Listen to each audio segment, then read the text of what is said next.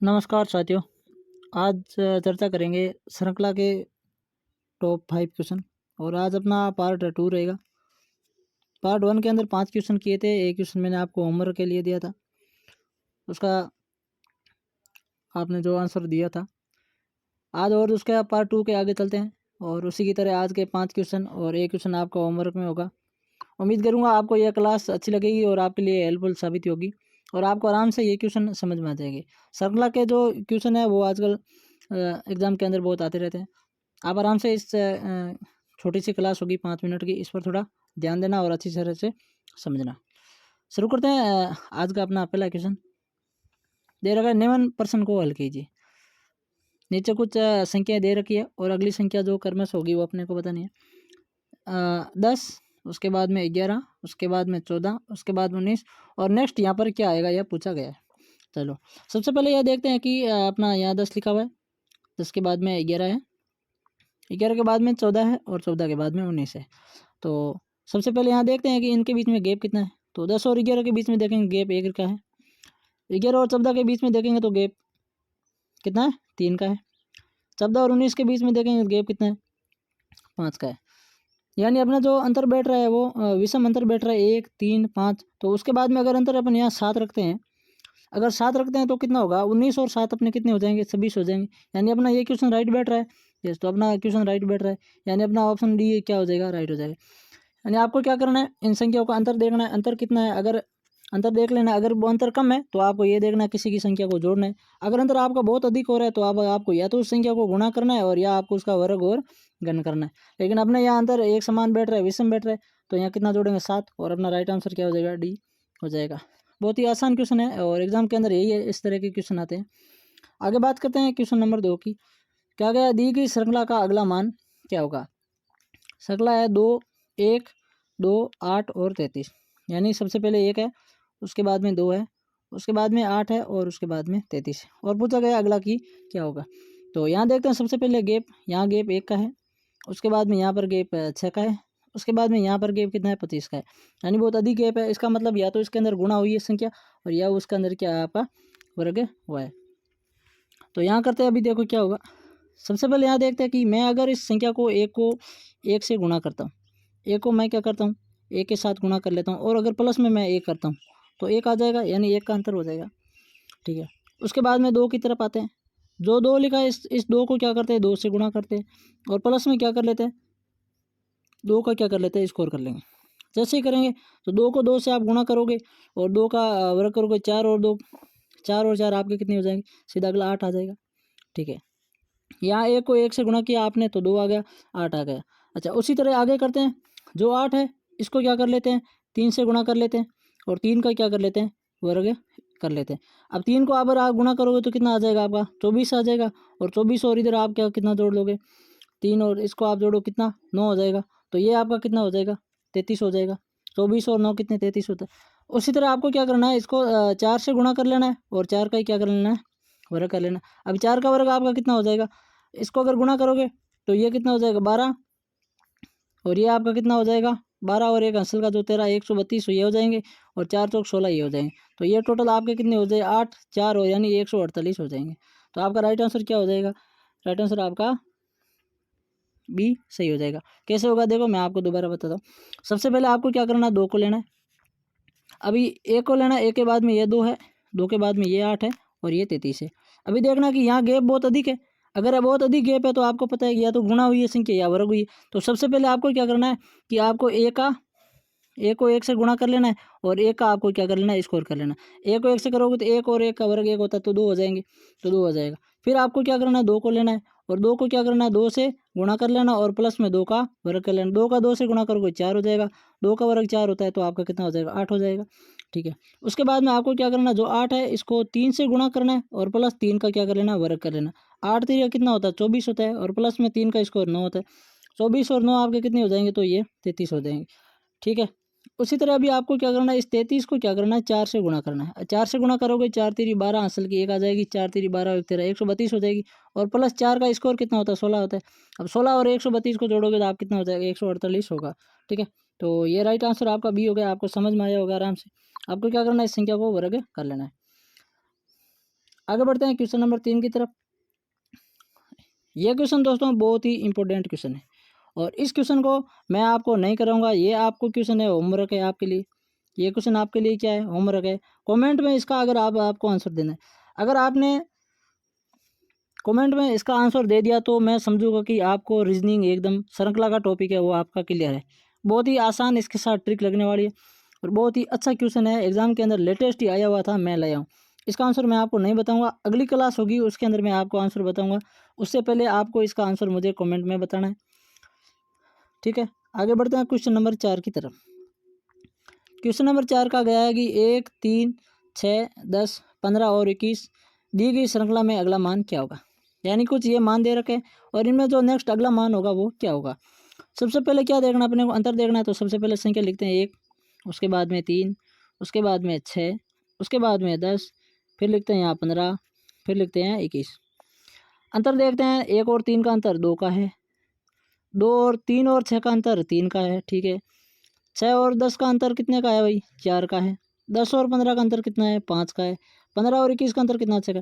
यानी ये अंतर अपना क्या है, क्रम वाइज क्रम में से एक एक बढ़कर बढ़ रहा है ना, क्रम में 2, 3, 4, 5, 6 अगर बढ़ रहा है तो यहाँ देख लो आप 21 है, 6 अगर बढ़ रहा है तो यहाँ 7 बढ़ेगा। 21 और 7 अपने कितने हो जाएंगे, 28 हो जाएंगे, ठीक है। यानी अपना राइट आंसर क्या हो जाएगा, right answer B is right answer हो जाएगा, ठीक है। क्या करना है आपको, अंतर देखना है। अंतर अगर क्रम वाइज बढ़ रहा है तो आपको क्रम वाइज उस अंतर को बढ़ा लेना है, तो आपका राइट आंसर बी हो जाएगा। आगे बढ़ते हैं क्वेश्चन नंबर 5 की तरफ।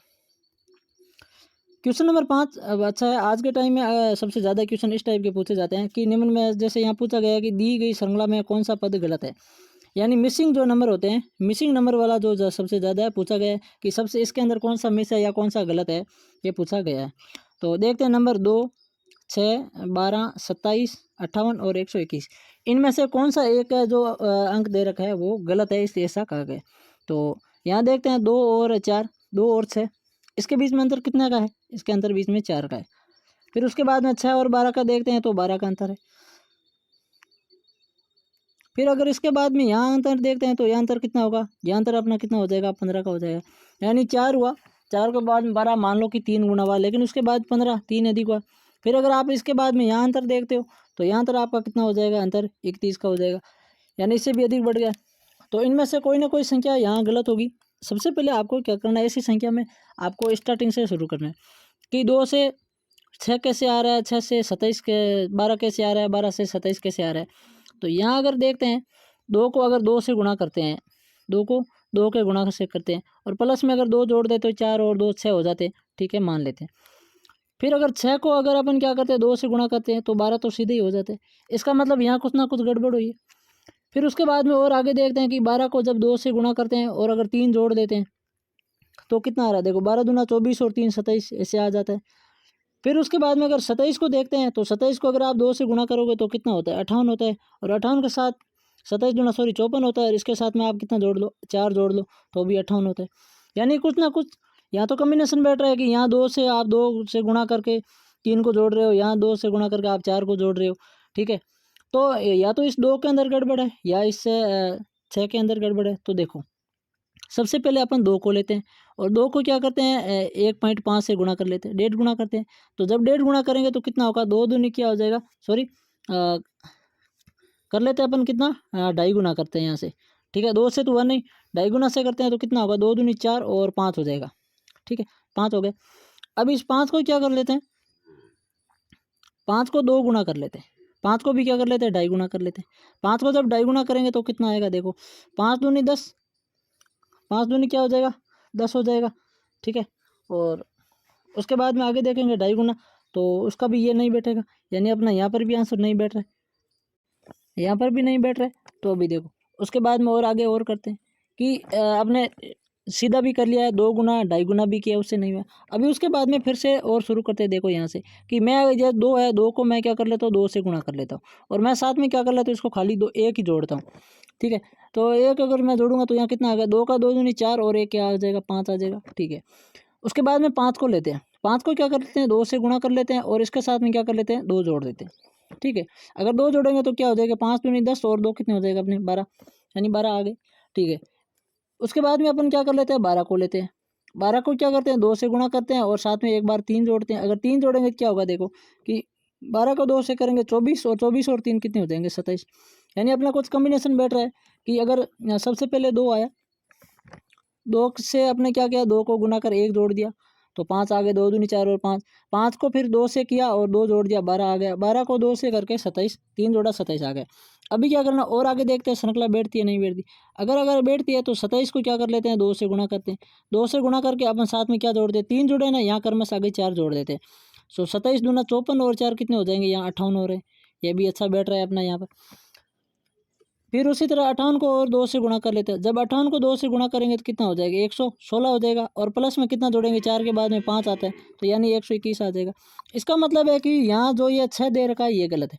6 की जगह अगर यहाँ 5 होता तो अपना राइट आंसर होगा। यानी इसके अंदर पद गलत कौन सा है, गलत ही पूछा है तो ये सी ऑप्शन राइट हो जाएगा। यानी 6 क्या है गलत है। होना क्या चाहिए था 2, 2 के बाद में 5, 5 के बाद में 12, 12 के बाद में 27, 27 के बाद में 58, उसके बाद में 121 ऐसे बढ़ जाता। यानी यह किसके इसका कितना गुणा 2 से गुणा करके प्लस में 2 जोड़ लिया, 1 जोड़ लिया सॉरी, फिर 2 से गुणा करके प्लस में 2 जोड़ लिया, फिर 2 गुणा करके 3 जोड़ लिया, फिर 2 गुणा करके और प्लस के कितने जोड़ दिए 4 जोड़ दिए। तो उसी तरह 1 2 3 4 5 जोड़ते गए। ठीक है, तो ये अच्छा क्वेश्चन है, आज के टाइम मिसिंग नंबर का आता है, इसको आप वेरी इंपॉर्टेंट की श्रेणी में रख लेना। तो इसका राइट आंसर आपका सी हो गया। आई होप आपको ये समझ में आया होगा। उसके बाद में बात करते हैं क्वेश्चन नंबर 6 की। क्वेश्चन नंबर 6 क्या गया देखो, दी गई श्रेणी में प्रश्न चिन्ह के स्थान पर क्या आ गया। यानी ये कुछ एक संख्या दी गई है और इसके अंदर कहा गया है जो प्रश्न चिन्ह है यहाँ पर क्या आएगा। सबसे पहले क्या दे रखा है 4, 4 के बाद में 6, यहाँ दे रखा है कि क्या आएगा, उसके बाद में 30, उसके बाद में 90 और उसके बाद में 315। अभी देखो यहाँ अंतर कितने का है, यहाँ अंतर 2 का है। उसके बाद में अगर यहाँ अंतर देखते हैं तो यहाँ अंतर कितना बहुत ज़्यादा 60 का अंतर आ गया और यहाँ अंतर देखते हैं 225 आ गया। यानी कुछ ना कुछ इसके अंदर क्या है, या तो वर्ग हुआ है या संख्या का 2 गुना 3 गुना 4 गुना ऐसा कुछ किया है। तो अभी यहाँ देखते हैं कि इसके अंदर क्या कुछ किया है, इसको आप अपना आगे यहाँ देखते हैं अपना आंसर क्या होगा। शुरू करते हैं वापस यहाँ पर। चलो तो अभी देखो मैं क्या करता हूँ, यह 4 है और 4 के बाद में 6, मैं इसका क्या कर लेता हूँ 4 का जो 4 से 6 गया मैं एक बार इसको 2.5 से गुणा कर लेता हूँ। कितना कर लेता हूँ 2.5 से गुणा करता हूँ। अगर 2.5 से इसको गुणा करते हैं तो कितना होगा, इसके अंदर क्या कर लेते हैं 2.5 से 2.5 को क्या करते हैं गुणा करो या आप इसको गुणा करते हैं। अगर गुणा करेंगे तो 4 दूनी 8 और 10, ये तो ज़्यादा बैठ जाएंगे तो अपन क्या करते हैं गुणा तो कर नहीं सकते। तो इसको अंदर अपन क्या कर लेते हैं कि जैसे मैं क्या कर लेता हूँ कि ये 4 और इसके अंदर गैप 2 का है, 6 कैसे आया, मैं अगर 4 को जोड़ता हूँ और फिर मैं 4 का आधा जोड़ता हूँ तो कितना आ जाएगा 4 और इसका आधा कितना हो जाएगा 6 हो जाएगा। एक बार मैं इसको ऐसा मान सकता हूँ। ठीक है, फिर क्या कर सकते हैं आगे, मैं क्या कर सकता हूँ इसका मैं मान लेता हूँ कि 6 है और इस 6 को मैं क्या कर लेता हूँ 2 से एक बार गुणा कर लेता हूँ। 6 को अपन क्या कर लेते हैं 2 से गुणा करते हैं। 6 को जब से 2 से गुणा करेंगे तो 6 दूनी कितना आ जाएगा 12 आ जाएगा। ठीक है ओके।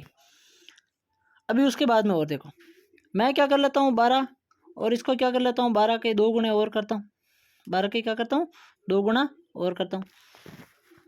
अब जैसे ही 2 गुणा करेंगे तो क्या होगा देखो कि 12 और 2 गुणा करेंगे तो ये अपना 24 हो जाएगा और उसके बाद में आधा और जोड़ेंगे इसके 12 के आधा 6, तो 6 जोड़ेंगे तो वो कितना हो जाएगा 30 हो जाएगा। ठीक है, उसके बाद में क्या करेंगे कि 30 को अपन क्या कर लेते हैं 3 से गुणा कर लेते हैं। जब 30 को 3 से गुणा करेंगे तो 30 दिया कितना हो जाएगा 90 हो जाएगा।